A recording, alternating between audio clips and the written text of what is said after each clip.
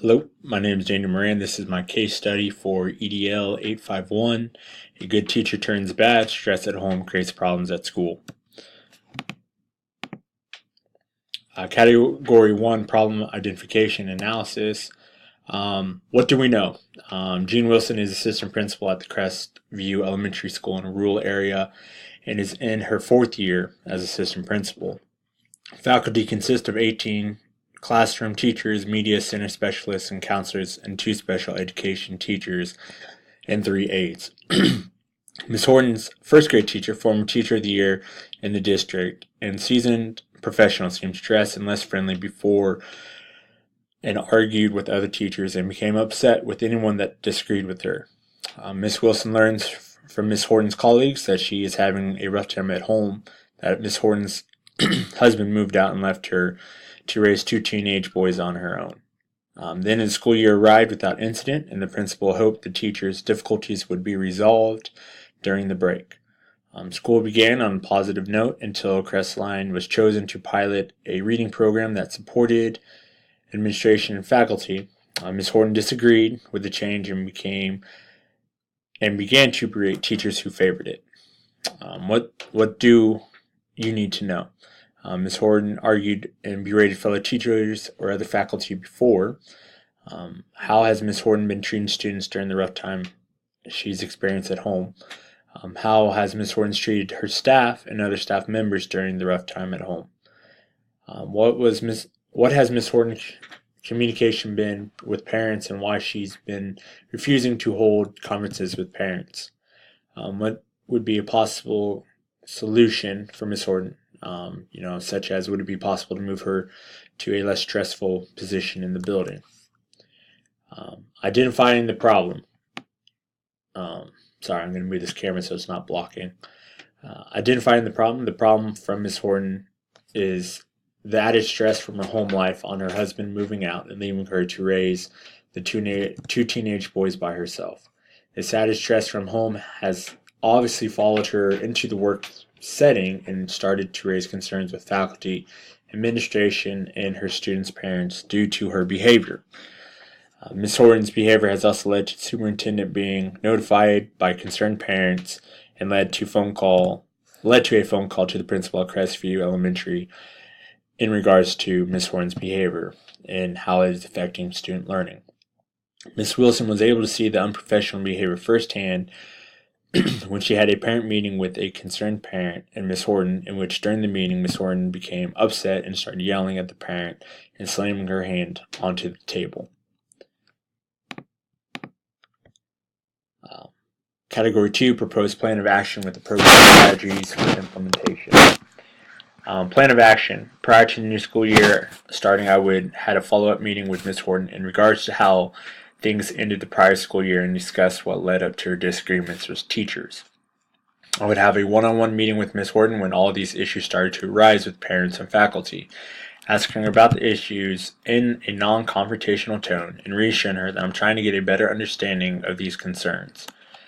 I would have a meeting with Ms. Horton to let her know that I will be placing her on a plan of improvement, which will include weekly walkthroughs with a formal and informal evaluation being conducted. Plan of action continued. I would reflect back on the parent meeting where Ms. Horton's behavior was unprofessional and bring her in for a meeting and express my apologies for not understanding the position I put her in, where she felt she had to be on the defensive side. To help rebuild a relationship among faculty, I will incorporate more team-building activities during in-services that relate to dealing with stress and different avenues on handling it. After all of my meetings with Ms. Horton and implementation of plan of improvement efforts to rebuild faculty relationships, I will continue to monitor Ms. Horton's behavior in the classroom and her interactions with other faculty members. Drawing from my teaching experience and dealing with stress myself, I will be more proactive with my faculty to ensure they know how to deal with stress from teaching properly. Category 3. Resolve the issue based on promoting the success of all students. What is best for the students? Openly address Ms. Horton's behavior to assure parents, students, and faculty that appropriate actions have been made to improve her ways of teaching in the classroom. Twice a week, I will conduct a walkthrough evaluation through Ms. Horton's class, focusing on her teaching and student interactions. Meeting every Friday with Ms. Horton to discuss her walkthrough evaluations prior for that week and continue to provide support in areas that she needs to improve on. Continue to have team building activities during in-services that focus on faculty relationships. Category 4. Debrief the problem by reflecting on what you were thinking, feeling, and valuing, and by identifying issues that are unresolved or open to further investigation. Thinking, feeling, and valuing.